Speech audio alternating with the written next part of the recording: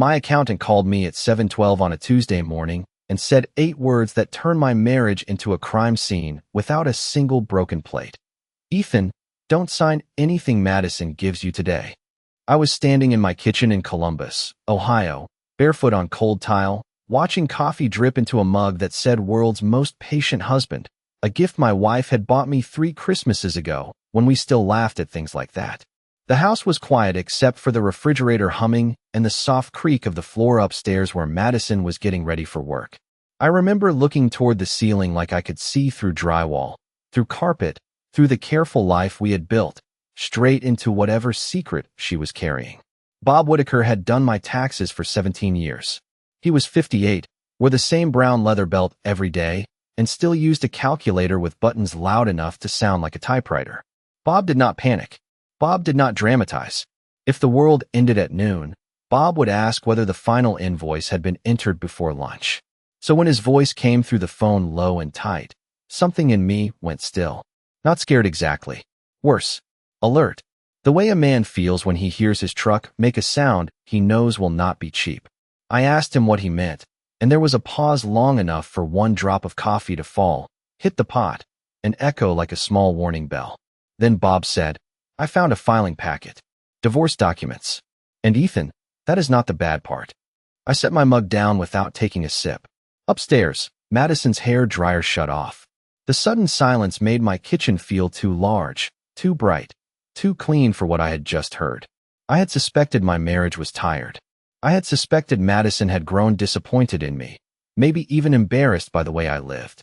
I ran Caldwell Freight, a regional logistics company with 19 trucks, 2 warehouses, and enough problems to keep my phone ringing before sunrise and after dinner.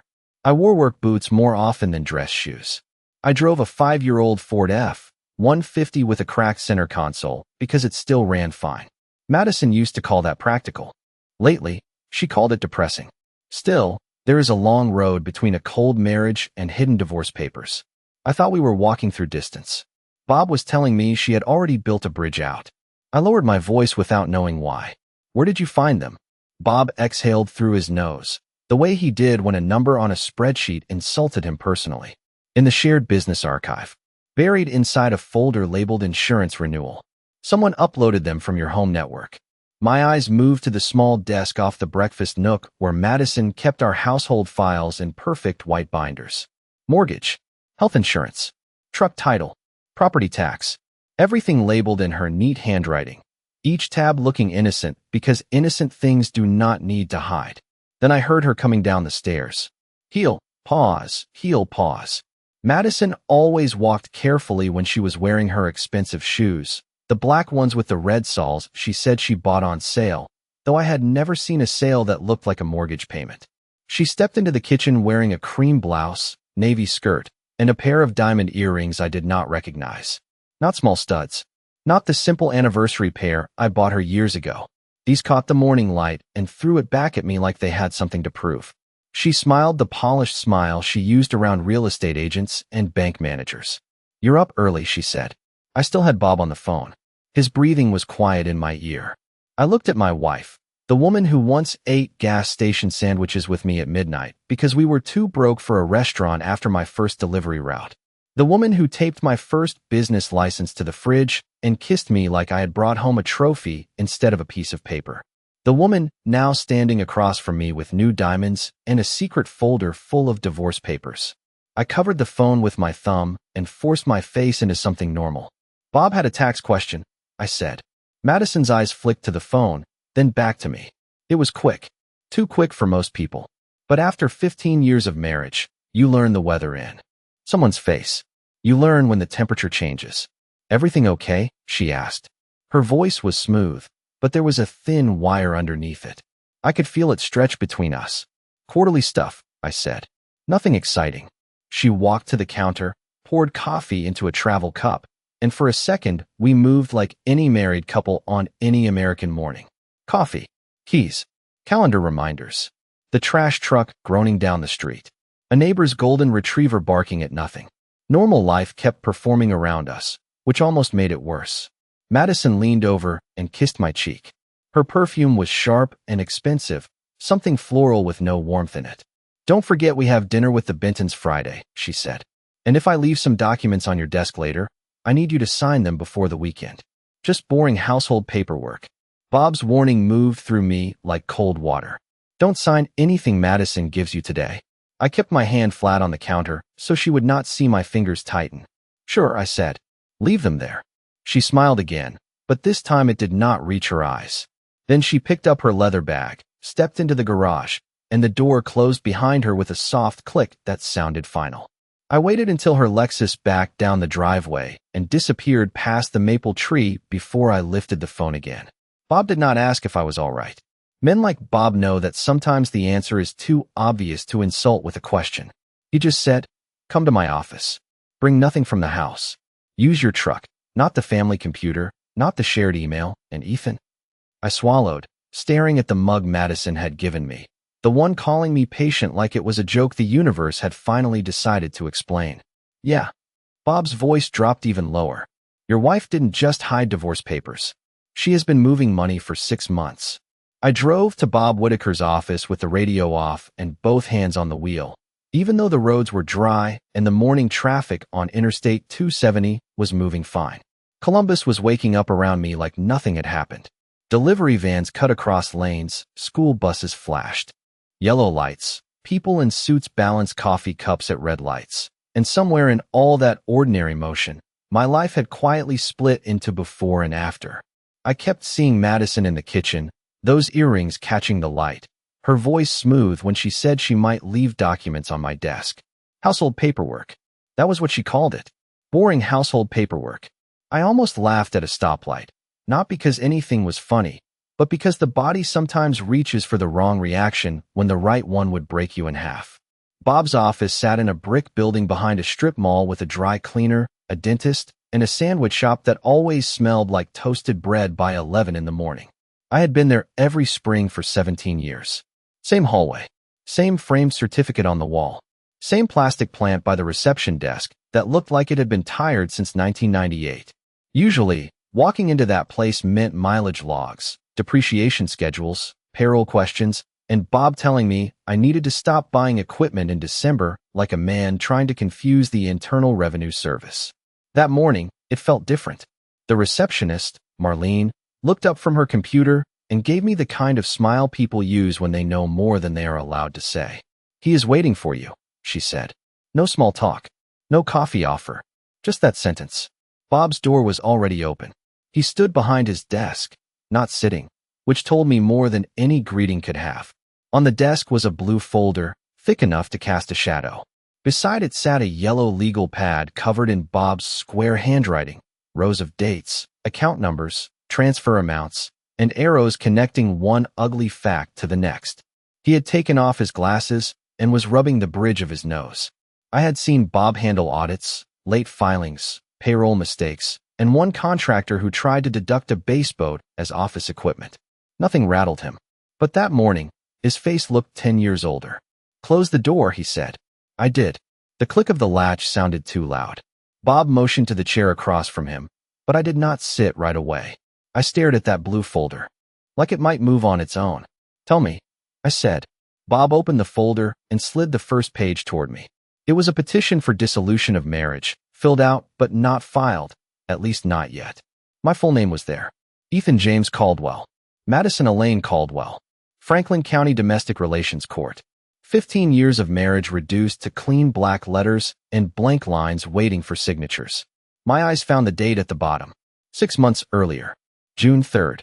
I remembered that day because Madison and I had gone to dinner at Lindy's in German Village. She wore a green dress. I had ordered steak. She had reached across the table and brushed a crumb from my shirt, smiling like we were still something worth saving. That same week, according to the paper in front of me, she had already started naming me as the respondent in a divorce I did not know existed. "That is not filed?" I asked. My voice sounded steady, almost bored, which made me feel like a stranger had borrowed it. "Not according to the county docket," Bob said. "This is a prepared packet, drafted, revised, and hidden. I found it because your business archive synced a home upload under a mislabeled folder." He flipped to another page. "Insurance renewal. That is where she buried it." I sat down then, not because I wanted to, but because my knees had gone uncertain. Bob continued, slow and careful, the way a doctor explains a scan. At first, I thought it was just personal. None of my business unless you asked. Then I saw the attachments. He slid over bank statements from Caldwell Freight. I knew those accounts the way some men know baseball stats. Operating, payroll, fuel reserve, equipment maintenance, emergency line. Each account had a rhythm. Money came in from clients, went out to drivers, mechanics, fuel vendors, insurance, taxes. It was not glamorous, but it was honest. Bob tapped one column with his pen. These transfers started in July. Small enough not to trip your attention. $2,800 here, $3,200 there. Sometimes labeled vendor reimbursement. Sometimes consulting. Sometimes office expense. I leaned closer. The destination account was unfamiliar. The name on the receiving line was clean and harmless. Emmy Holdings, Limited Liability Company. My stomach dropped before my mind caught up. Emmy Madison Elaine. She opened a company, I said.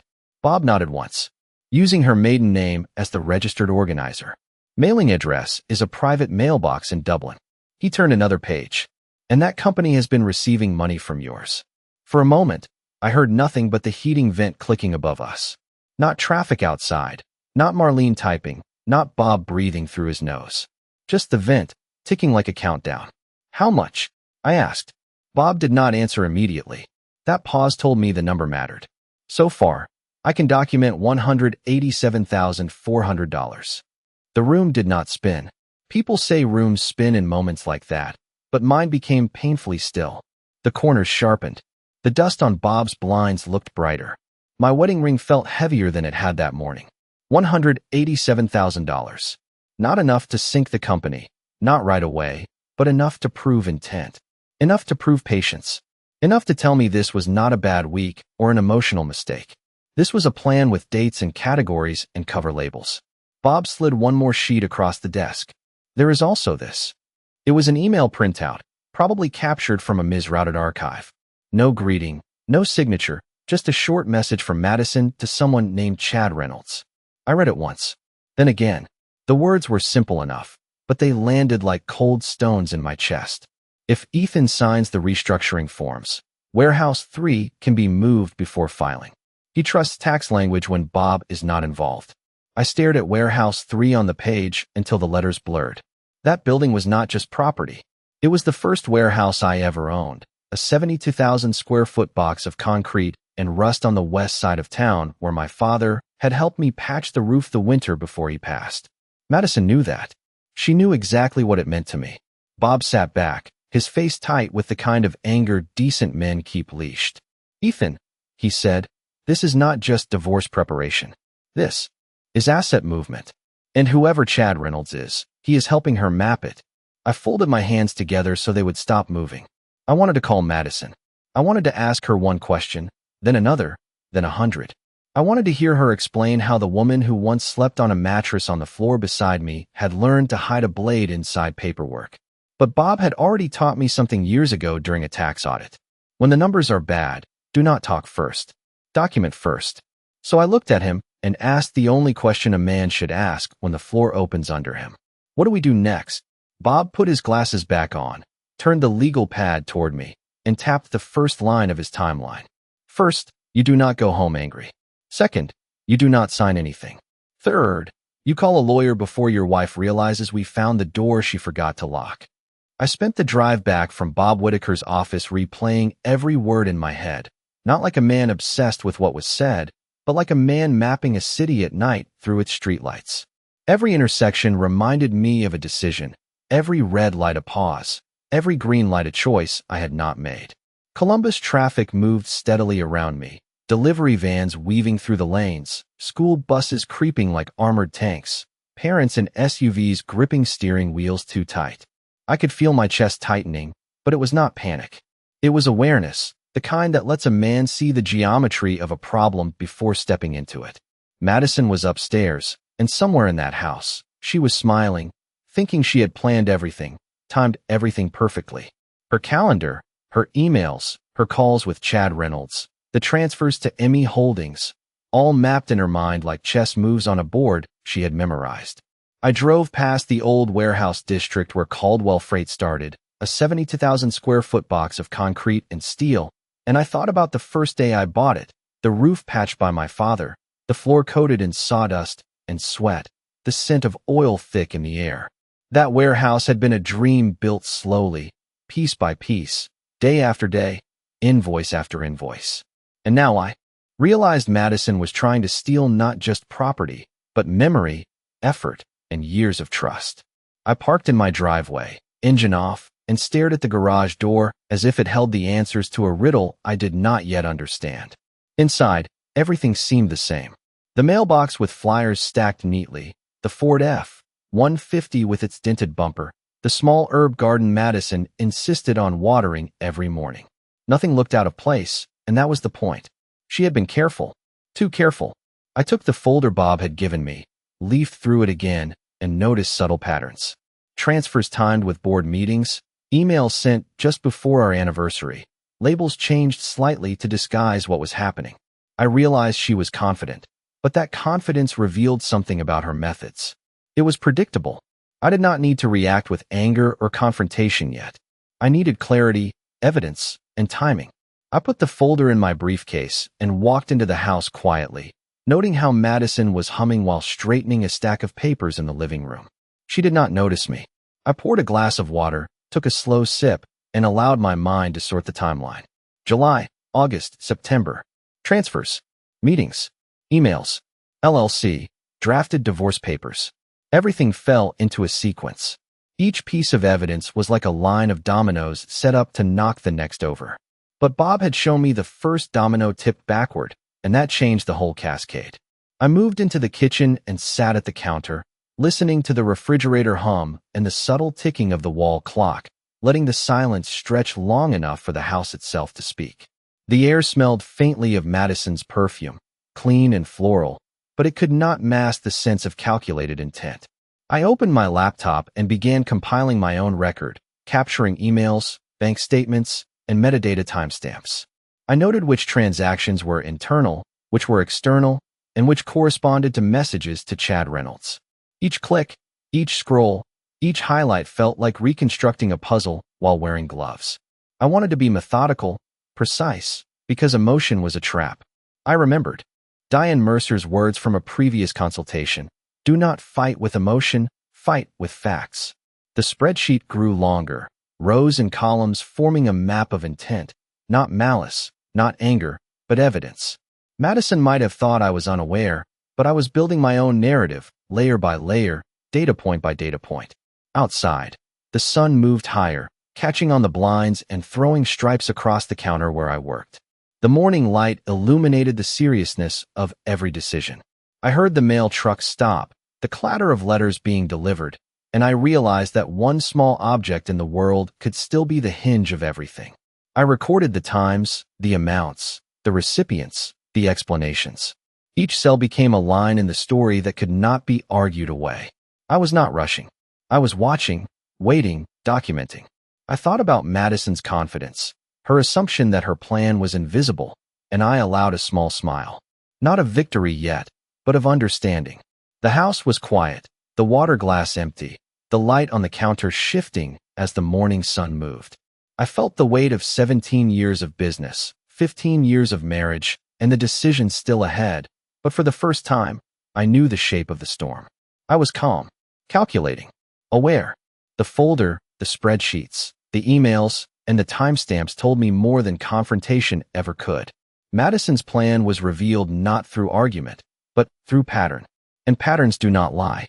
I set the laptop aside, leaned back, and let the hum of the refrigerator fill the silence, knowing that what comes next will be decided by patience, timing, and evidence, not emotion, and that the morning had already shown me the first moves of a game I intended to finish on my terms. By noon, the house felt less like a home and more like a place where every object had been asked to keep a secret.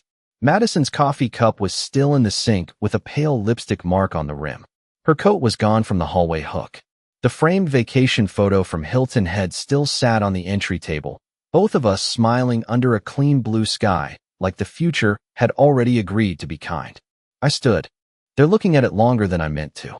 15 years is not a number until you start counting what lived inside it. It was rent checks in our 20s, grocery lists written on envelopes, late nights on the couch when the heat went out, and Madison wearing my old Ohio State sweatshirt while we ate takeout from cardboard containers because there was no money left after payroll. People think betrayal arrives like a storm, loud enough to hear from miles away. Mine arrived through spreadsheets, quiet folders, and a woman who had learned how to smile while moving money out of my life. I sat at the kitchen counter with the blue folder beside me and let the memories come, not because they comforted me, but because I needed to understand when the marriage had changed from a partnership into a transaction. Madison and I met at a charity 5K in downtown Columbus, back when I was 27 and trying to pretend my company was more stable than it was.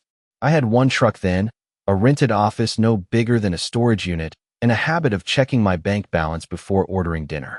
She was working in marketing for a real estate firm, sharp, funny, confident in a way that made every room adjust around her. She laughed when I told her I owned a freight company and then admitted it was mostly just me, a clipboard, and a truck that needed a new transmission. She did not look disappointed. She looked impressed that I was trying. That was the first thing I loved about her. She made effort feel noble instead of embarrassing. For years, she was there during the hard parts. She brought coffee to the warehouse at 6 in the morning when the loading dock doors froze shut. She helped me paint the first office because we could not afford a crew. She sat with me at a folding table the night I made payroll by less than $400 and told me, "We are still moving forward." Back then, we said we like it meant both of us. We will figure it out. We will get through this. We will build something real. That word was a roof over my head. We. Somewhere along the way, it became mine when there was stress and ours when there was money. I did not. Notice the first time she changed the language. Maybe nobody does. You do not hear a foundation crack while music is playing. You hear it later when the house settles wrong. The first big year for Caldwell Freight came when I was 34. We landed a contract moving medical equipment between Cleveland, Cincinnati, and Indianapolis. It was the kind of job that changed everything. I bought 3 used box trucks, hired 4 drivers, and spent more nights sleeping on a vinyl office couch than in my own bed. Madison threw a small party at the house, invited friends, poured wine, and told everyone she had always known I would make it. I believed her. I wanted to believe her. She looked proud standing beside me, her hand on my shoulder, telling people about our sacrifice. But later that night, after everyone left, she walked through the living room collecting empty glasses and said, almost casually, "Now maybe we can start living like people who have money." I remember laughing because I thought she was joking. She did not laugh back. That was the first hairline crack. Not enough to alarm me, just enough to let in air. Over the years, the house got nicer. Then the cars. Then the dinners. Then the vacations. Madison stopped asking whether the drivers had what they needed and started asking why I still dressed like a warehouse manager. She stopped coming to company cookouts because, in her words, standing around a parking lot eating barbecue off paper plates was not exactly her scene anymore. I told myself she had simply grown into a different kind of life. People change. Marriages adapt. Men like me are good at explaining away discomfort because we are trained to fix what is in front of us, not question the person standing beside it. If the garage door sticks, you adjust the spring. If the fuel bill spikes, you renegotiate the route. If your wife looks through you at breakfast, you assume she is tired. I assumed too much. The clearest memory hit me while I was staring at the folder. It was from 6 months earlier, the same week those divorce papers were drafted. Madison and I were at dinner in German Village. She wore a green dress and ordered halibut. I had steak, medium rare, and kept checking my phone because one of our trucks was stuck outside Dayton with a blown tire. She watched me silence the third call and said, "Do you ever wonder what your life would be if you were not always carrying everyone else?" I thought she was talking about stress. I said, "That is what building something takes." She smiled then, soft and sad, but not for me. "Maybe," she said, "or maybe some people build cages and call them responsibilities." I remember feeling embarrassed, like I had failed an exam I did not know I was taking. I reached for her hand across the table, and she let me hold it. That was what fooled me. She still let me hold her hand. A woman can be planning her exit and still let you pay the check. She can sit across from you under warm restaurant lights, ask about dessert, and already know which attorney has your name typed into a petition. That is the part men do not understand until they live it. The ending does not always announce itself. Sometimes it dresses well, orders wine, and asks if you remembered to tip 20%. I closed the folder and looked around the kitchen again. The granite counters Madison picked. The pendant lights, she said, made the room feel modern.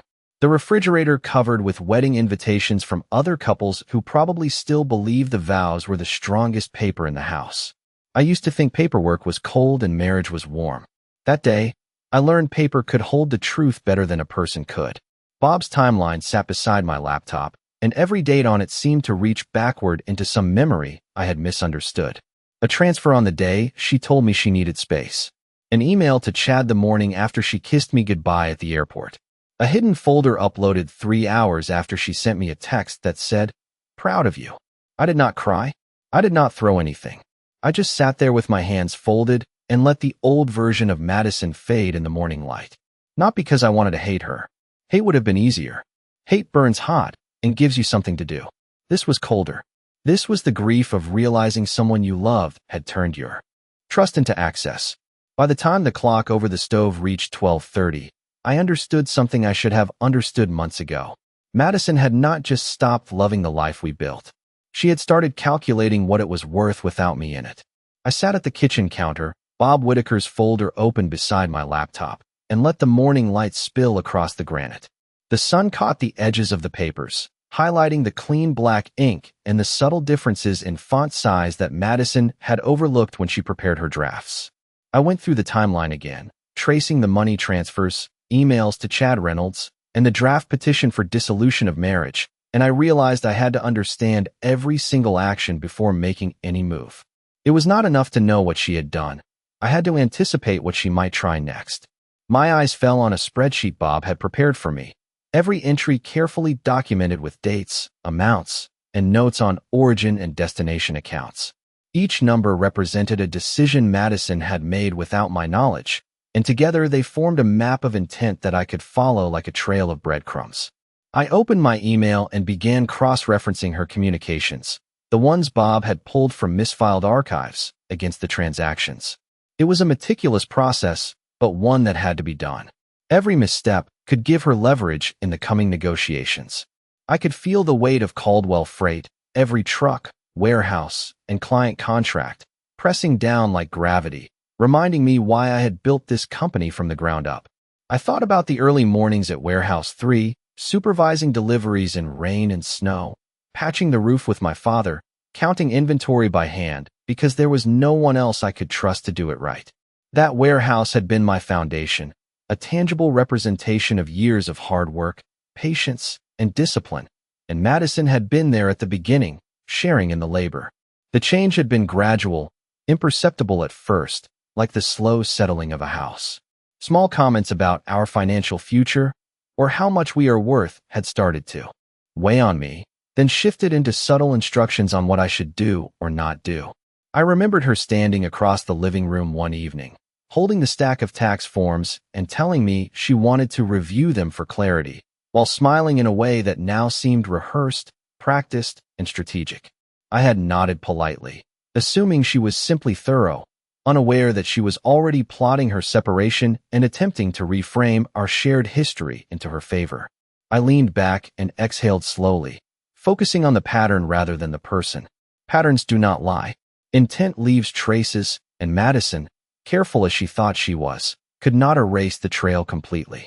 I highlighted each relevant line in the spreadsheet, made notes beside emails, and drew arrows linking transactions to communications. I could see her method: incremental transfers to ME Holdings, a carefully orchestrated schedule to avoid detection, and draft petitions timed with weeks when I was busiest with client deliveries. It was sophisticated, but not invisible. The more I traced the path, the clearer it became that the documents she had prepared were more than legal papers. They were a rehearsal, a projection of control she thought she had. I sipped water and glanced at the refrigerator, noting the wedding photos still magnetized to the door, faces smiling innocently, the memory of our first apartment, our first truck, and the nights spent building schedules and contracts at that same kitchen counter. I realized that understanding the history of our partnership was now critical. Each memory and each transaction formed a framework, a narrative that could not be argued with emotion alone. I would need to use it strategically. By the time the clock reached 1 o'clock, I had constructed a map that integrated every layer of action, from the money trail to the emails to the LLC creation, and I felt a measure of control returning. Not over Madison, but over the story, over the timeline, over the facts that would support the truth. My laptop glowed softly in front of me, highlighting cells and rows like a quiet army of evidence ready to be called into service. I leaned forward and began drafting a secure file for Diane Mercer, noting each piece of supporting documentation and the corresponding reference in Bob's timeline.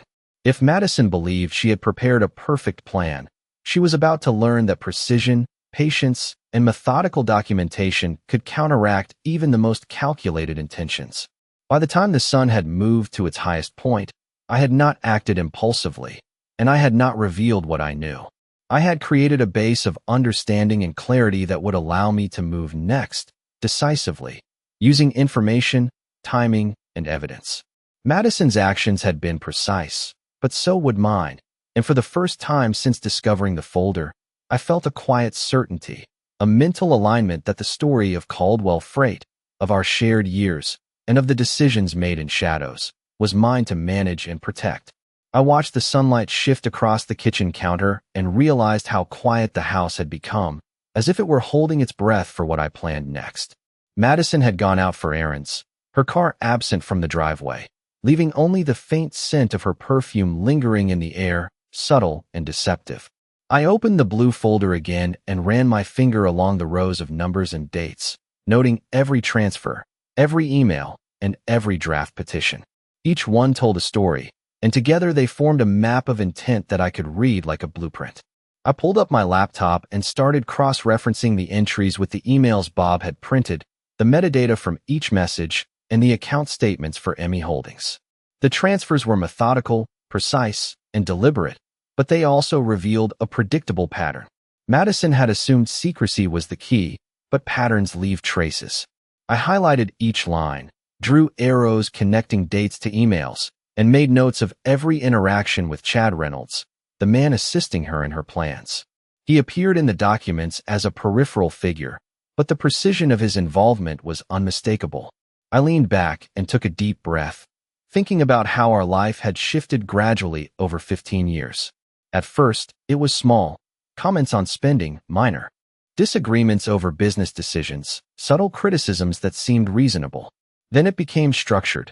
Calculated moves to isolate assets, careful communications to mask intent, and the beginnings of what now sat in front of me on the counter. It was not personal anger that guided her actions, it was strategy. Understanding that was crucial. I opened the photo albums on the kitchen island, glancing at pictures from our early years, the first warehouse, the small delivery truck, Madison smiling beside me while we held a paintbrush together.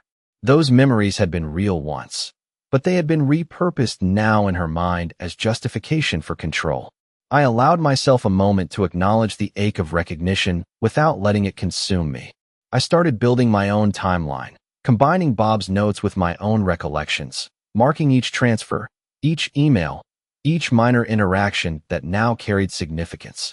I documented when Madison had first begun her subtle changes in tone, when she had first questioned decisions about expenditures, and the first time she had spoken with Chad Reynolds about business property in ways that seemed casual but were calculated.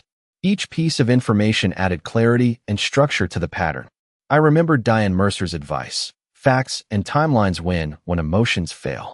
I repeated the phrase to myself and allowed it to settle. I focused on the data and the evidence, not speculation. The spreadsheet grew longer, rows of numbers and words forming a lattice of decisions and intent. I noted which actions were routine and which were extraordinary, which were intended to be hidden and which were subtly communicated to an accomplice. By mid-afternoon, I had traced the progression of Madison's planning over 6 months, documented the incremental transfers, and verified each email against the ledger. The clarity it gave me was quiet, almost meditative, and it allowed me to see her strategy as if it were a game board laid flat on the table. I could predict the moves she might make next and the counteractions I would prepare. I closed the folder, leaving the documents arranged in chronological order, and sat with my hands folded, feeling the weight of years, and the importance of precise planning. The house was silent except for the refrigerator humming and the soft tick of the wall clock, but in that silence, I felt focus sharpening. I imagined the next conversation with Madison, knowing it would be informed by facts, evidence, and timing, not confrontation or emotion. My plan was not about revenge. It was about clarity, control, and ensuring the truth was evident in every action. I thought about Caldwell Freight, the trucks, the warehouses, the contracts, and the life built through decades of consistent effort. Those tangible elements were my foundation. Madison's actions could not undo the work, the planning, or the dedication that had built it. I allowed the sunlight to warm the counter and felt a sense of steady purpose. I had studied the evidence, understood the strategy, and prepared a course that relied on verification, documentation, and timing. The house, still quiet, seemed to acknowledge the tension and the readiness of what was coming next. I did not rush, did not panic, did not call anyone. I simply organized, documented, and allowed the story to reveal itself through the evidence, confident that the next moves would be guided not by emotion, but by meticulous understanding and preparation. I opened the door to the garage and stepped into the soft hum of the air conditioning, the smell of engine oil faint in the background, and thought about the pattern that had emerged over the past months. Each transfer, each message, each draft had been a deliberate act, and now, with the data organized in a way that made sense, I could see the full strategy. Chad Reynolds' name appeared repeatedly in the emails, an accomplice in what Madison had assumed was invisible. I reviewed the spreadsheet again, tracing every dollar and every timestamp, noting the small transfers disguised as routine business expenses, and realized that she had miscalculated one thing: the predictability of human behavior when combined with meticulous record-keeping. I began drafting a memo for Diane Mercer, carefully detailing the chronology of events, the evidence collected, and the connections between Emmy Holdings, the transfer history, and the draft divorce petition. Every note, every highlighted line was a potential point of leverage. I checked the email headers, verifying the times, the recipients, and the metadata that could not be easily disputed. The realization settled in that this was not just about money or property. It was about foresight, preparation, and understanding the scope of what had been attempted. I leaned back, closed my eyes for a moment, and visualized the upcoming meetings, the potential discussions, the reactions to evidence laid bare. Madison believed that her timing and discretion were sufficient to achieve her goals. I now knew that transparency, methodical preparation, and the careful presentation of facts would counteract every attempt she had made. I walked back to the living room and looked out the window at the street below, noting neighbors' cars, the steady movement of traffic, the ordinary world carrying on without knowledge of the meticulous analysis occurring inside the house. The contrast between ordinary life and the complexities of hidden actions struck me, reinforcing the importance of careful timing. I returned to the folder and laptop, opening a new spreadsheet to consolidate notes, extract key points, and create a visual representation of the timeline that could be presented logically to Diane Mercer. I noted the progression of each transfer, connected it to email communications, and highlighted the moments when Madison had acted with apparent confidence, unaware that the trail she left was sufficient to reveal intent. I reflected on past conversations, small remarks about financial planning, casual questions about business decisions, and realized that each had been a subtle thread leading to the larger picture. My focus sharpened, and I began to imagine the scenarios for presenting this evidence, anticipating questions and preparing clear, concise references for each point. By early evening, I had constructed a comprehensive map that combined visual representations, narrative explanation, and supporting documentation, allowing any third party to understand the full context of the actions taken over the previous months. I reviewed the documents again, checking for errors, inconsistencies, or gaps, knowing that thoroughness would be the key to success. Each cross-reference reinforced the clarity of the picture. Each notation strengthened the argument. I set the laptop aside and took a moment to breathe, appreciating the quiet of the house, the soft hum of the refrigerator, and the distant sounds of traffic. I felt a measured confidence, grounded not in emotion but in the meticulous preparation and understanding of the patterns that had emerged. I knew that patience, careful sequencing, and adherence to evidence would guide the next steps, ensuring that every action taken would be supported, deliberate, and effective. Madison's confidence had been built on the assumption that secrecy was sufficient. I now held the understanding, records, and foresight necessary to ensure that the truth would be presented clearly, logically, and compellingly, allowing the outcome to be determined by facts rather than assumptions or deception. By the time Madison came home that evening, I had already sent the secure file to Diane Mercer, copied Bob Whitaker on the accounting exhibits, and locked the original documents inside the small fireproof safe in my truck. The house looked exactly the way it had that morning, but I no longer moved through it like a man looking for answers. I moved through it like a man protecting evidence. Madison entered through the garage at 6:40, carrying 2 shopping bags and wearing the bright, effortless expression she saved for moments when she wanted the room to believe she was innocent of effort.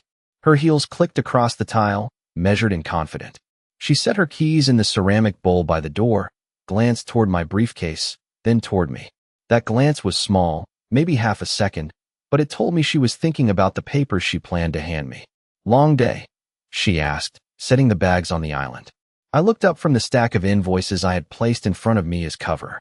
"Nothing unusual," I said.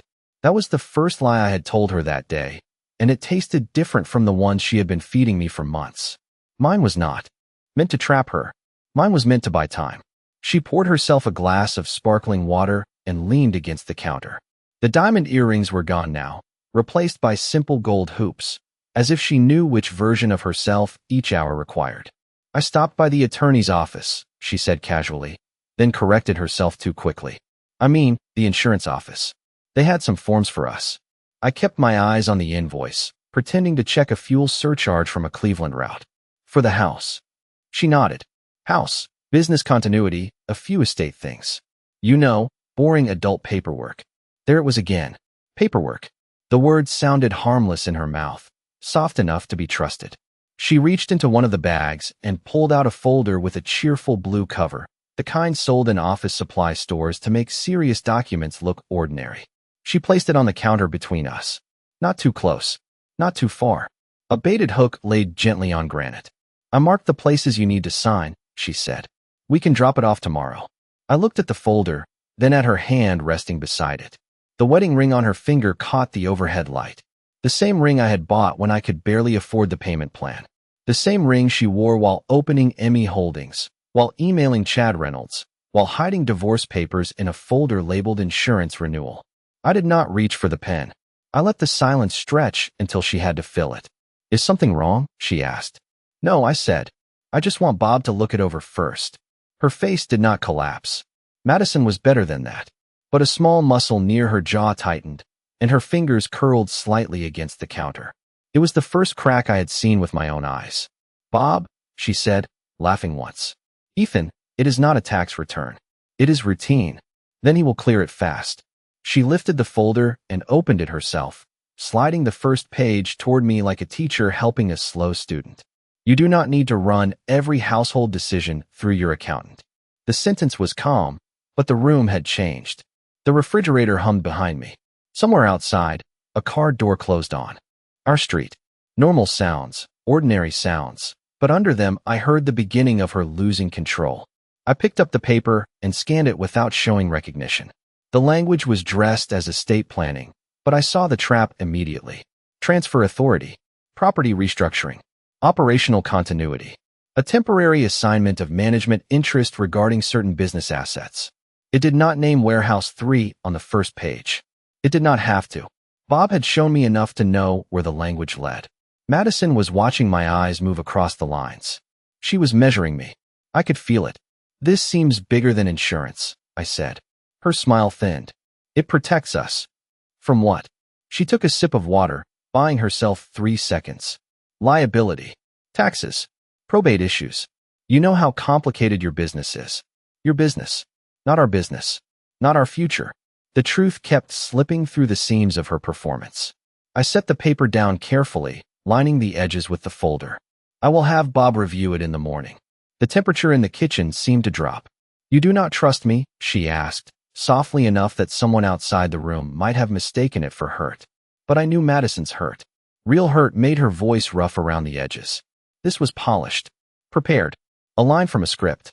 I looked at her for a long second, long enough to remember the woman in the old warehouse, paint on her jeans, smiling beside me with a roller in her hand. Then I looked at the woman standing in front of me now, trying to move a building my father had helped save into a structure she thought I would never question. I trust good paperwork, I said. And good paperwork survives review. Her eyes sharpened. Just for a moment, the softness disappeared, and I saw what Bob's timeline had already proven. Not confusion, not sadness, calculation. Then she closed the folder and laughed, light and dismissive. Fine. Ask Bob. I am sure he will make it dramatic. She carried the folder upstairs instead of leaving it on my desk. That told me everything. If the documents were harmless, she would have left them. If they were routine, she would not have taken them back. I waited until I heard the bedroom door close, then took out my phone and sent Diane a message with 5 words. She tried it tonight. Her reply came less than a minute later. Do not engage further. Preserve the timeline. I stared at that sentence while the house settled around me. Above my head, Madison moved through our bedroom, drawers opening and closing, her footsteps sharper than before. For the first time that day, she knew something had gone wrong, but she did not know how much I knew. That was the narrow space where truth begins to win. Not in shouting, not in accusations. In the quiet moment when a lie reaches for your signature and your hand stays still. I spent the next few hours consolidating every document, email, and financial record into a single coherent timeline, mapping each transfer from Caldwell Freight to Emmy Holdings, and noting the exact moments when Madison's communications intersected with the movements of money. The sun had dipped low in the sky, casting long shadows across the living room, but I remained at the kitchen counter, focused, methodical, and patient. I opened my laptop and began creating a visual chart, linking each email, each transfer, and each draft petition to a date, a timestamp, and an accompanying note on intent or pattern. Chad Reynolds' role became increasingly clear. He was facilitating the steps Madison had taken, positioning assets under her control while maintaining the appearance of ordinary business activity. I noted the minor variations in language she had used in emails, the subtle changes in account labels, and the timing of document uploads that coincided with moments when she knew I would be occupied with deliveries or meetings. Each entry reinforced the sequence of actions and provided insight into how meticulously she had prepared. By the time the clock neared 8 in the evening, I had traced her movements and the progression of her planning back to the earliest evidence 6 months prior. It was a comprehensive picture, revealing both the strategy and the assumptions that had guided her decisions. I leaned back and reflected on the pattern.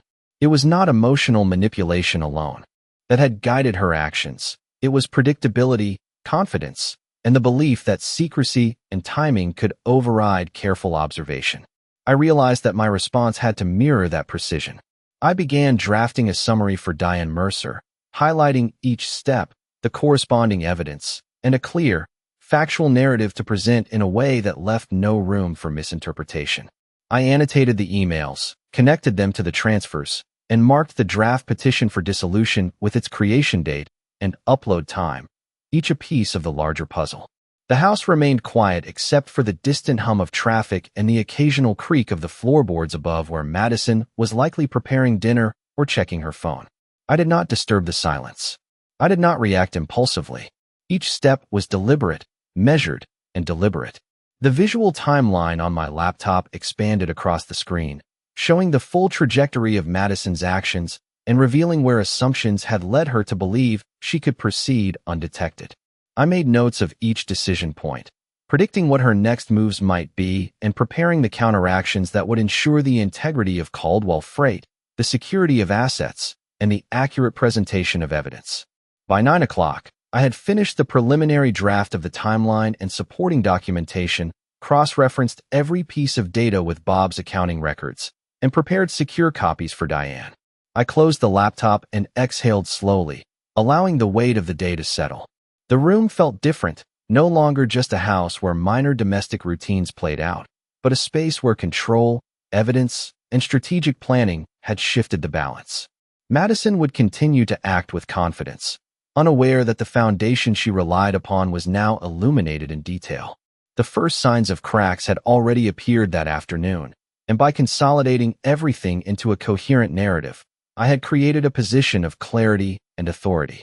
I stood and stretched, feeling the floorboards creak beneath my weight, and allowed a small sense of relief.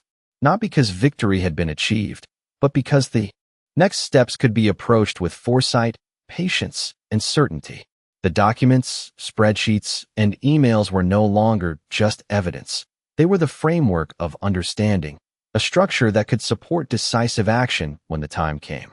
Outside, the streetlights flickered on as the evening deepened, but inside, I remained in the controlled light of the kitchen, reviewing the final notes, confirming dates, and ensuring that every detail had been accounted for. This meticulous preparation, the awareness of patterns, and the careful assembly of facts provided a sense of empowerment I had not felt since discovering the folder in Bob's office.